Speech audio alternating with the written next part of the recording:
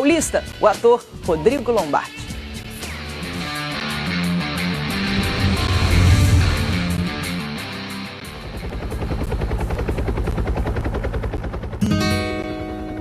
Um goleador nos céus. Uma reunião olho no olho. E aí, como é que nós vamos ficar? Se o senhor falar que nós vamos ficar juntos, eu rasgo essa proposta aqui. Um craque iluminado. Parece uma coisa assim, o homem lá em cima falou, vai que essa bola vai cair pra você. Eu falei, pô, obrigado meu Deus, e a bola caiu. Bastidores que ajudam a contar como o São Paulo acumula recordes no campeonato nacional. Maior vencedor de jogos, líder de pontuação na era dos pontos corridos. Ninguém ganhou mais títulos desde que o torneio passou a ser chamado de Campeonato Brasileiro em 1971. Motivo de muito orgulho para mim. Filhos de filhos são paulinos e que foram nascendo e vendo aquele time vencedor. Se essa história fosse uma peça de teatro, um filme, uma obra a contar as glórias do tricolor, daria para dividir em 2 atos a história dessas 6 conquistas. As 3 mais recentes vieram em sequência, em ambientes semelhantes e com avassaladores protagonistas. Com a mania de vencer, de vibrar, levantar o troféu. Já as 3 primeiras tiveram pouco em comum. Heróis diferentes, momentos distintos, anos de intervalo. Viram o Brasil ir da ditadura à democracia, os jogadores ganharam prêmios do Cruzado ao Cruzeiro, foram de Belo Horizonte ao interior de São Paulo. É longe do Morumbi que se deve começar a lembrá-las.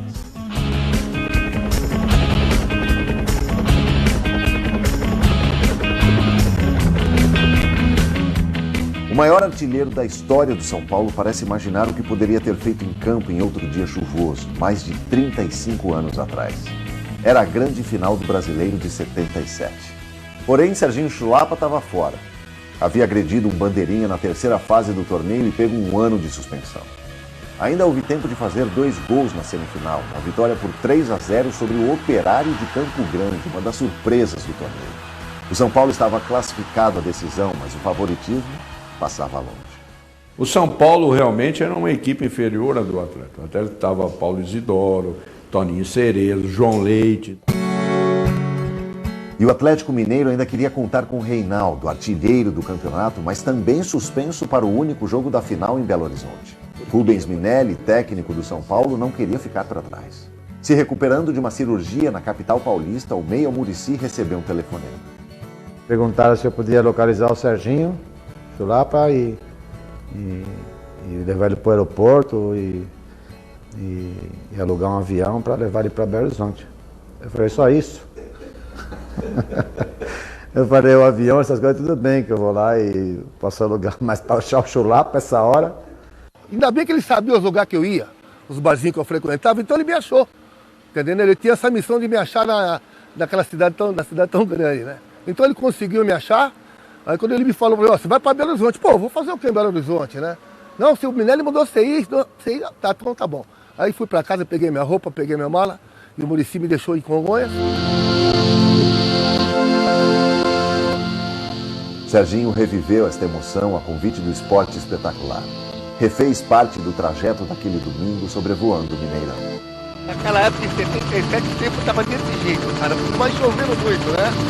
E realmente, aquele dia eu tremi na base. Tremi na base que era na época, não era jatinho, era um teco-teco, né? Serão lotado, entendeu? Dava pra sentir a emoção no alto, lá dentro do avião, né? Voltando ao tempo, eu tô sentindo uma emoção muito grande, como se fosse aquele dia da decisão para ter aquele dia. Então ali que foi o sofrimento, né? Tudo não passou de uma estratégia para esquentar ainda mais a decisão. Serginho acabou mesmo vendo o jogo de uma das cabines do Mineirão após causar alvoroço na imprensa com o boato de que iria jogar. É uma coisa absurda, cara. É uma correria para lá e para cá. Foi o que está acontecendo, né? Nem Serginho nem Reinaldo puderam entrar em campo. E sem os artilheiros não teve gol no jogo. 0-0, decisão por pênaltis. Momento de Valdir Pérez. Antes mesmo de qualquer cobrança, ele foi implacável com os batedores na conversa ao pé do ouvido. O gol vai ficar pequeno, eu pego o pênalti pra caramba, você vai errar. Mesmo com os São Paulinos errando as 2 primeiras cobranças, faltou tranquilidade aos atleticanos, que chutaram por cima 3 batidas.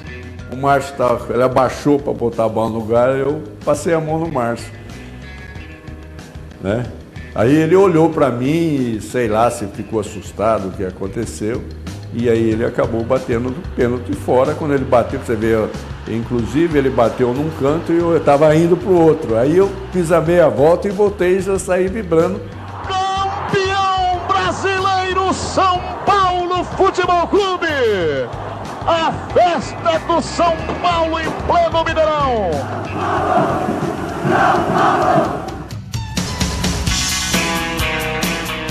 O Brasil mudava e o São Paulo também. Da eficiente disciplina do time de Minelli para a irreverência dos menudos do Morumbi. O apelido veio pela semelhança nos cabelos, típicos dos anos 80.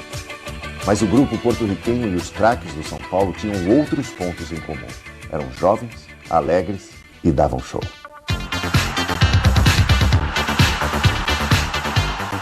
Ao lado do maestro Pita, o São Paulo tinha um trio ofensivo que esteve presente na Copa de 86. Silas, Miller e Careca. Artilheiro daquele Brasileirão, Careca foi decisivo no mata-mata. Careca, chegou o toque de gênio, a bola ia entrando, bateu. Na semifinal, jogo contra o América. Garantiu a classificação. Na primeira final, empatou o jogo, deixando para Campinas a definição do título entre São Paulo e Guarani. Foi um jogaço, empate em 1-1 no tempo normal. Mas as maiores emoções ficaram para a prorrogação. O Guarani saiu atrás, mas conseguiu a virada. Tem uma imagem que eu não esqueço nunca, que no momento que o João Paulo roubou a bola e fizeram o terceiro gol, o Dario encostou na trave e falou, não dá mais, não dá mais. Eu falei, Dario, dá, não dá mais, falta, sei lá, 2, 3, 4 minutos, não lembro. Eu falei, Dario, está acontecendo tanta maluquice no jogo que vai dar. O jogo estava perto do final e o Guarani já comemorava o título com o hino do clube tocando no brinco de ouro. Chutei a bola para o Wagner Basílio e eu falei, chuta, e ele vacilou e deu um bicão na bola. O Pita ganhou a dividida com o Ricardo Rocha, surpreendente, e a bola caiu do lado esquerdo para o Careca. Parece uma coisa assim, o homem lá em cima, falou, vai que essa bola vai cair para você. Eu falei, pô, obrigado, meu Deus, e a bola caiu. Caiu no pé da pessoa certa, na hora certa. O Careca deu um chute, acabou, saiu um míssil. Pega na cabeça do Sérgio Neri, né, que era o goleiro, jogava ele, bola, tudo para dentro do gol. Empate e agonia. E como 9 anos antes, outra vez a sorte do meu São Paulo na final passaria pela disputa de pênaltis. Primeira cobrança, acho que é o boiadeiro, o Marco Antônio, chutou, eu peguei. Festa, todo mundo. Aí o Careca foi bater.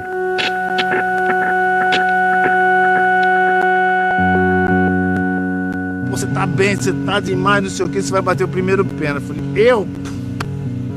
Você? Eu falei, tá bom, vou lá bater. Pô, na mão do Sérgio Neri. João Paulo do Guarani também errou a cobrança e naquela noite maluca de tantas viradas, o gol do título poderia ser de Wagner Basílio, o zagueiro que havia falhado no terceiro gol. Ele foi chutar a bola, meu Deus, a bola saiu tum, tum, tum. Aquilo na cabeça de quem está lá, para ser campeão ou não, é uma eternidade. A bola não chega, não demorou umas 2 horas para a bola ir do pênalti ao gol. Aí o Sérgio Neri coloca a mão e a bola faz caprichosamente esse movimento. Aí sim, aí nós ganhamos, aí acabou.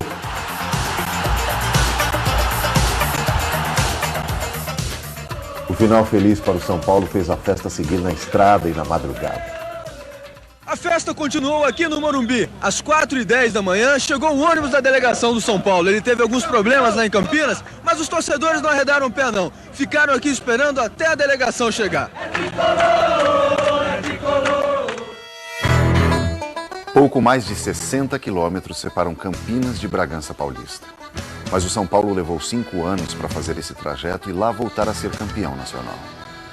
Era a formação de um time de Tele Santana.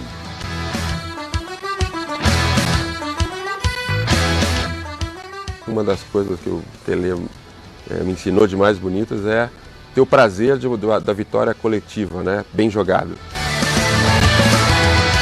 O brasileiro de 1991 tinha um regulamento simples.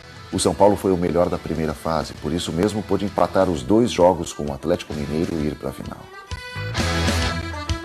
Do outro lado, uma surpresa do interior, o Bragantino. O time era superior ao do Bragantino, mas o Bragantino tinha uma grande equipe e tinha esse peso em cima da gente, da obrigação de vencer, da obrigação de sair campeão. Cafu avança pela direita e cruza. Bernardo cabeceia, ela explode na trave. Miller erra e Tilico marca. O gol que o São Paulo precisava. Tilico saiu da reserva para ser o herói da noite. A partida decisiva aconteceu na pequena Bragança Paulista. O time da cidade havia sido campeão paulista na temporada anterior e tinha Mauro Silva e Carlos Alberto Parreira, que 3 anos depois ajudariam o Brasil a ganhar a Copa do Mundo. Tudo isso fazia Bragança se animar com a possibilidade de festejar o Brasileirão.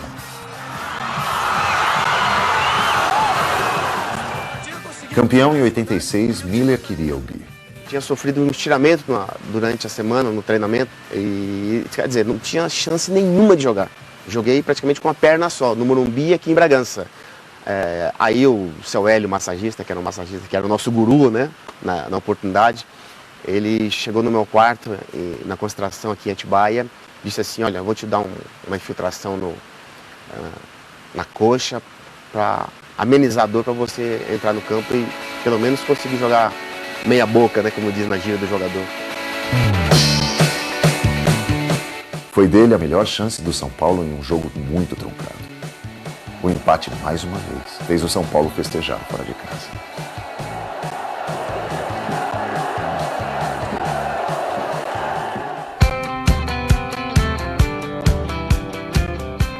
Depois da terceira conquista nacional, o São Paulo partiu para o mundo. 3 Libertadores, 3 Mundiais. Foi o cenário que Muricy encontrou quando chegou em 2006. Meu começo foi muito duro aqui, porque realmente, você olhava para as pessoas, os caras estavam realmente, como a gente fala no futebol, estavam impossíveis, todo mundo. Não é só jogador de futebol, comissão técnica, dirigente, todo mundo. Estava com um ar de que, eu sou campeão do mundo e ninguém me toca. Era natural que fosse difícil manter o nível de jogo de 2005, mas eu acho que nós conseguimos. Chegamos numa final de Copa Libertadores, infelizmente perdemos aquela final. E aí, sim, foi em meio a um momento decisivo do Campeonato Brasileiro. Foi quando nós viemos para o jogo do Cruzeiro e dali em diante o time acreditou que era possível ser campeão brasileiro. O fato que se você contar e não tiver provas do que aconteceu, as pessoas não vão acreditar que teu time perdia de 2-0 e o goleiro defende um pênalti e faz 2 gols. Os caras, se você contar isso para uma criança no futuro, vão dizer que era brincadeira. Se você não tiver registrado as imagens, não vão dizer que era uma coisa de verdade. Daí para frente, jamais a diferença para o segundo colocado foi menor do que 4 pontos. O que permitiu ao São Paulo buscar o título 2 rodadas antes do fim. Aí vem Souza para a cobrança, bateu direto pro gol, toque! Gol!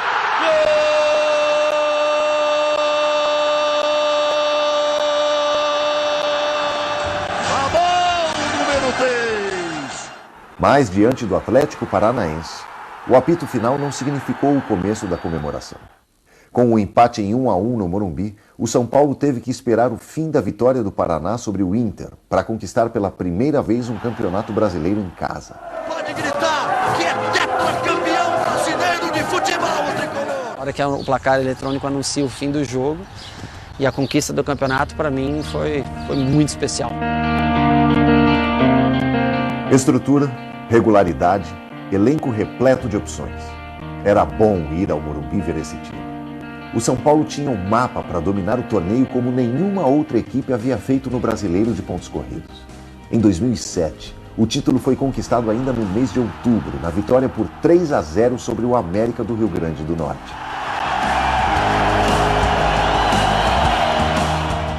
Foi o torneio que nós ganhamos com mais tranquilidade. Nós ganhamos com 4 rodadas de antecedência, né? Passamos 28 dias aqui no CT fazendo rachão. A gente lembra até hoje que nós ficamos aqui um mês fazendo churrasco aqui no CT e o campeonato continuando ainda. Já era campeão há muito tempo atrás. As facilidades ficaram para trás em 2008. Na primeira rodada do segundo turno, a derrota para o líder Grêmio deixou o time 11 pontos atrás. Pressionado pelo mau desempenho no primeiro turno e pelas eliminações consecutivas diante de times brasileiros na Libertadores, Muricy se reuniu com o presidente do clube. Eu recebi uma proposta muito alta do Qatar, muito alta. Eu fui conversar com o seu Juvenal e fiz a pergunta para ele. E aí, como é que nós vamos ficar? Nós vamos ficar junto até o final do campeonato? Né? Se o senhor falar que nós vamos ficar junto, eu rasgo essa proposta aqui. Ou senão, pelo que está acontecendo aí, vocês me mandam embora, porque a gente não pode ficar dessa maneira. E aí ele disse, como sempre, bateu na mesa, falou que quem manda sou eu e você fica. Então peguei o papel e rasguei. Foi naquele brasileiro que Muricy teve que provar como faz valer o lema: aqui é trabalho, meu filho. Nas últimas 12 partidas, foram 10 vitórias e 2 empates. A arrancada poderia ser finalizada com o terceiro título consecutivo conquistado no Morumbi. Bastava derrotar o Fluminense na penúltima rodada. A festa estava armada, mas o gol de Tartá logo no início do jogo estragou tudo.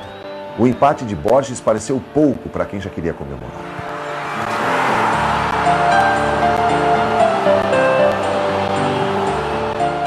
Aquele jogo nós não jogamos bem e todo mundo lamentou muito aquele ponto. E quando eu parei para pensar, eu disse, poxa, esse ponto nos dá o direito de jogar por um empate contra o Goiás. Sem poder atuar no Serra Dourada, o Goiás levou o último jogo do campeonato para o Gama, no Distrito Federal. Foi em Brasília, na véspera da decisão, que o São Paulo soube que o árbitro havia mudado. Wagner Tardelli estava escalado, mas sob a alegação de que estaria numa lista de beneficiados com ingressos para shows que a cantora Madonna faria no Morumbi dias depois, foi substituído por Jailson de Freitas. Reuni no meio campo, comissão técnica no meio campo. Eu só posso falar uma coisa para vocês. Não importa o que esses caras estão fazendo, ele pode trocar de juiz, pode fazer 1000 coisas. Nós vamos ser campeão de qualquer jeito, nós vamos ser campeão. Na marra, nós vamos ser campeão aqui.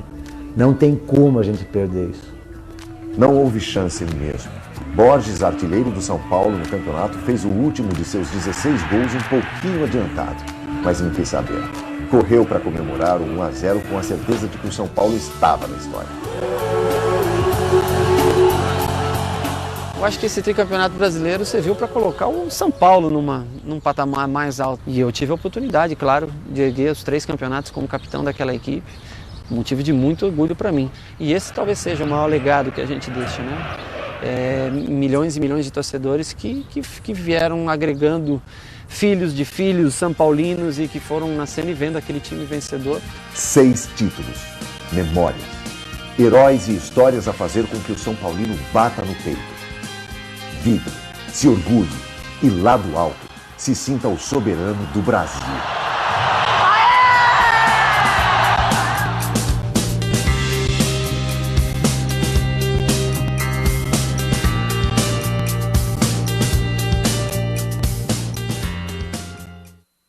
Paulista. Mas o São Paulo levou 5 anos para fazer esse trajeto e lá voltar a ser campeão nacional. Era a formação de um time de Tele Santana.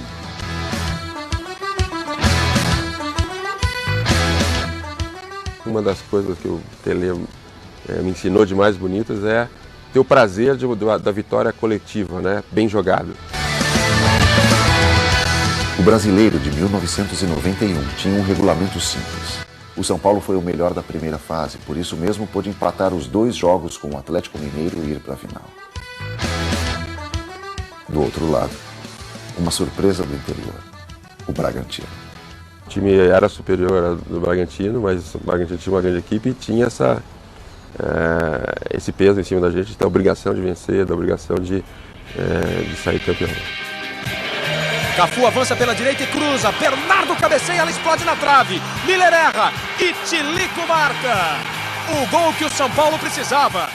Tilico saiu da reserva para ser o herói da noite. A partida decisiva aconteceu na pequena Bragança Paulista.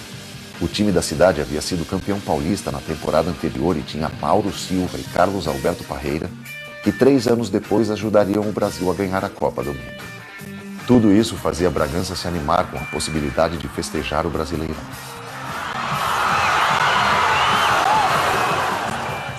Campeão em 86, Miller queria o bi. Tinha sofrido um estiramento durante a semana no treinamento e, quer dizer, não tinha chance nenhuma de jogar. Joguei praticamente com uma perna só, no Morumbi aqui em Bragança. Aí o seu Hélio, massagista, que era o nosso guru, né, na oportunidade, ele chegou no meu quarto, na concentração aqui em Atibaia, disse assim, olha, vou te dar uma infiltração na coxa para amenizar a dor para você entrar no campo e pelo menos conseguir jogar meia boca, né, como diz na gíria do jogador. Foi dele a melhor chance do São Paulo em um jogo muito truncado. O empate, mais uma vez, fez o São Paulo festejar fora de casa.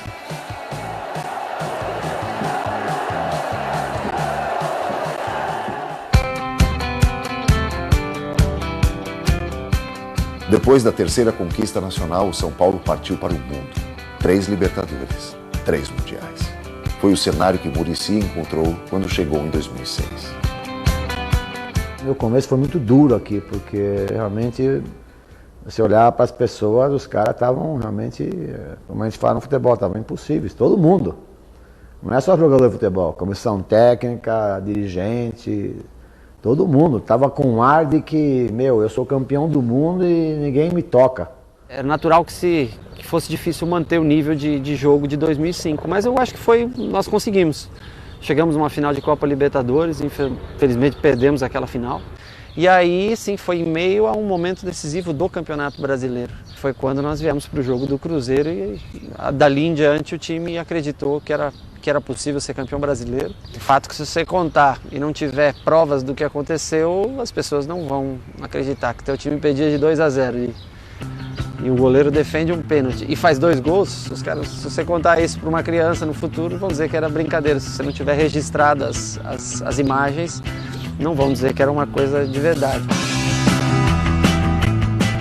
Daí para frente, jamais a diferença para o segundo colocado foi menor do que 4 pontos, o que permitiu ao São Paulo buscar o título 2 rodadas antes do fim.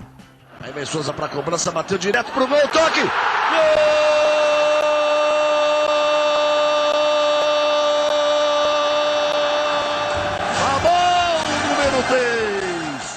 Mas, diante do Atlético Paranaense, o apito final não significou o começo da comemoração. Com o empate em 1-1 no Morumbi, o São Paulo teve que esperar o fim da vitória do Paraná sobre o Inter para conquistar pela primeira vez um campeonato brasileiro em casa. Pode gritar que é tetracampeão brasileiro de futebol, o tricolor! Na hora que o placar eletrônico anuncia o fim do jogo e a conquista do campeonato, para mim, foi muito especial. Estrutura, regularidade, elenco repleto de opções. Era bom ir ao Morumbi ver esse time. O São Paulo tinha um mapa para dominar o torneio como nenhuma outra equipe havia feito no Brasileiro de pontos corridos. Em 2007, o título foi conquistado ainda no mês de outubro, na vitória por 3-0 sobre o América do Rio Grande do Norte.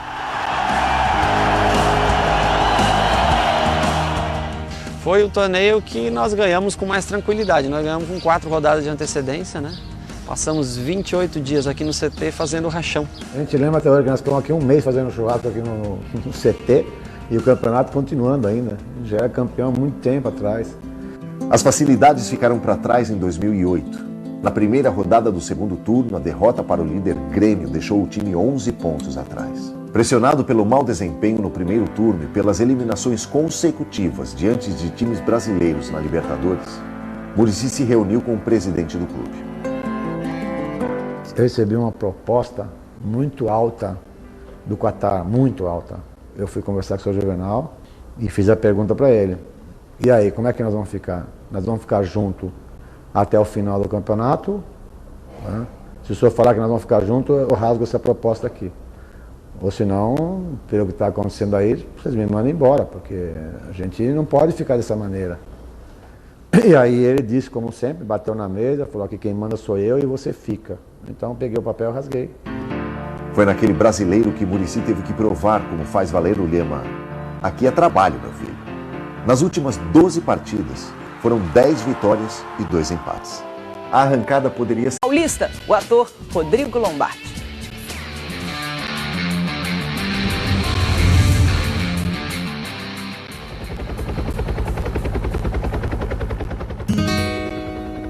Um goleador nos céus. Uma reunião olho no olho. E aí, como é que nós vamos ficar? Se o senhor falar que nós vamos ficar juntos, eu rasgo essa proposta aqui. Um craque iluminado. Parece uma coisa assim, o homem lá em cima, falou, vai que essa bola vai cair pra você. Eu falei, pô, obrigado, meu Deus, e a bola caiu. Bastidores que ajudam a contar como o São Paulo acumula recordes no campeonato nacional. Maior vencedor de jogos, líder de pontuação na era dos pontos corridos. Ninguém ganhou mais títulos desde que o torneio passou a ser chamado de Campeonato Brasileiro em 1971. Motivo de muito orgulho para mim. Filhos de filhos são paulinos e que foram nascendo e vendo aquele time vencedor. Se essa história fosse uma peça de teatro, um filme, uma obra a contar as glórias do tricolor, daria para dividir em 2 atos a história dessas 6 conquistas. As 3 mais recentes vieram em sequência, em ambientes semelhantes e com avassaladores protagonistas. Uma mania de vencer, de vibrar, levantar o troféu. Já as 3 primeiras tiveram pouco em comum. Heróis diferentes, momentos distintos, anos de intervalo. Viram o Brasil ir da ditadura à democracia, os jogadores ganharam prêmios do Cruzado ao Cruzeiro, foram de Belo Horizonte ao interior de São Paulo. É longe do Morumbi que se deve começar a lembrá-las.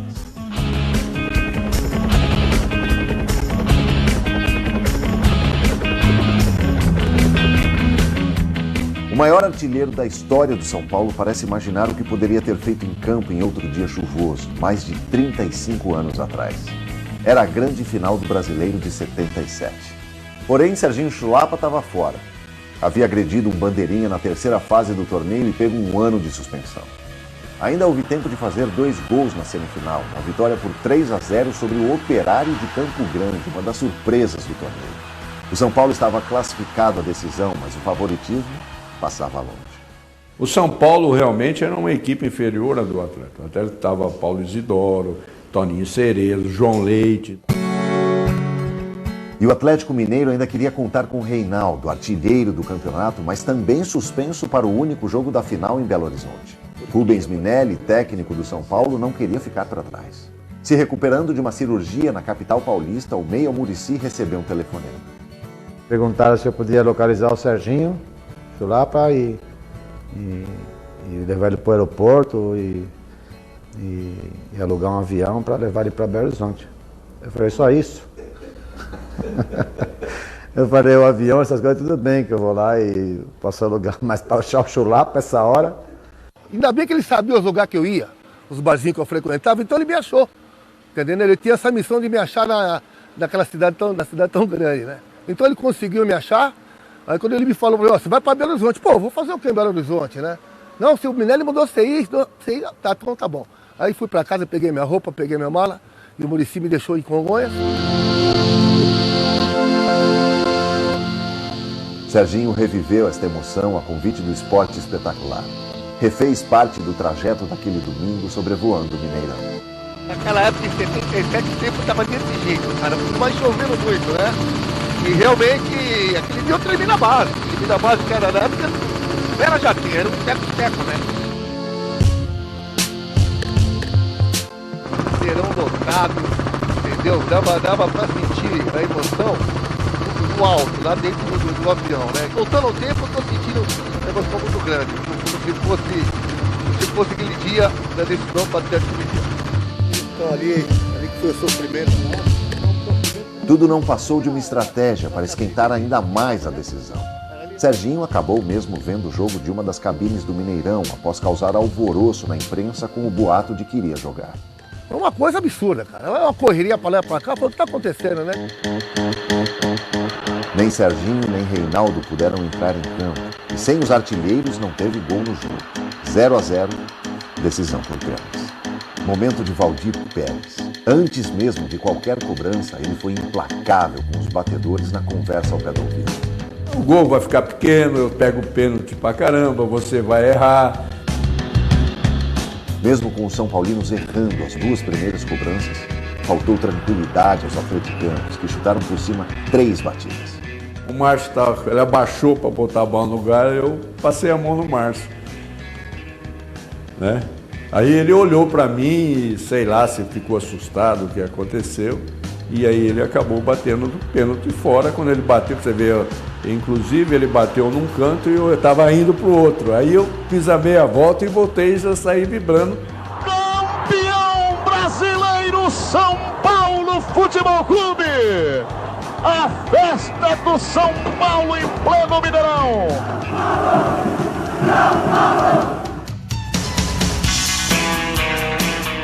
O Brasil mudava e o São Paulo também.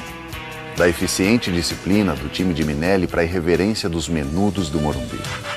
O apelido veio pela semelhança nos cabelos, típicos dos anos 80. Mas o grupo porto-riquenho e os craques do São Paulo tinham outros pontos em comum. Eram jovens, alegres e davam show.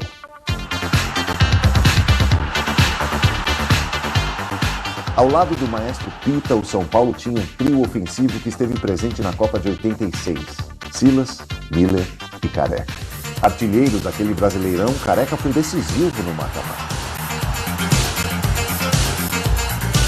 Careca, chegou o toque de gênio, a bola ia entrando, bateu. Na semifinal, jogo contra o América. Garantiu a classificação. Na primeira final, empatou o jogo, deixando para Campinas a definição do título entre São Paulo e Guarani. Foi um jogaço, empate em 1-1 no tempo normal. Mas as maiores emoções ficaram para a prorrogação. O Guarani saiu atrás, mas conseguiu a virada. Tem uma imagem que eu não esqueço nunca, que no momento que o João Paulo roubou a bola e fizemos o terceiro gol, o Dario encostou na trave e falou, não dá mais, não dá mais. Eu falei, Dario, dá, não dá mais, falta, sei lá, 2, 3, 4 minutos, não lembro. Eu falei, Dario, está acontecendo tanta maluquice no jogo que vai dar. O jogo estava perto do final e o Guarani já comemorava o título com o hino do clube tocando no brinco de ouro. Chutei a bola para o Wagner Basílio e eu falei, chuta, e ele vacilou e deu um bicão na bola. O Pita ganhou a dividida com o Ricardo Rocha, surpreendente, e a bola caiu do lado esquerdo para o Careca. Parece uma coisa assim, o homem lá em cima, ele falou, vai que essa bola vai cair para você. Eu falei, pô, obrigado, meu Deus, e a bola caiu. Caiu no pé da pessoa certa, na hora certa. O Careca deu um chute, acabou, saiu um míssil. Pega na cabeça do Sérgio Neri, né, que era o goleiro, jogava ele, bola, tudo para dentro do gol. Empate e agonia. E como 9 anos antes, outra vez a sorte do meu São Paulo na final passaria pela disputa de pênaltis. Primeira cobrança, acho que é o boiadeiro, o Marco Antônio, chutou e eu peguei. Festa, todo mundo. Aí o Careca foi bater.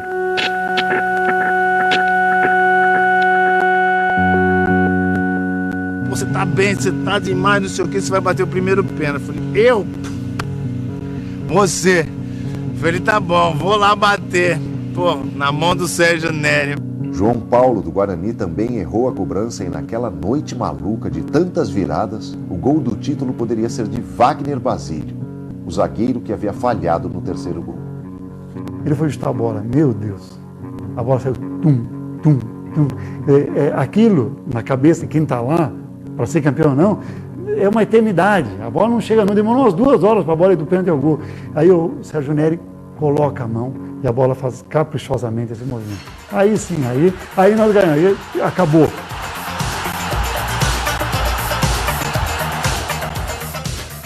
O final feliz para o São Paulo fez a festa seguir na estrada e na madrugada.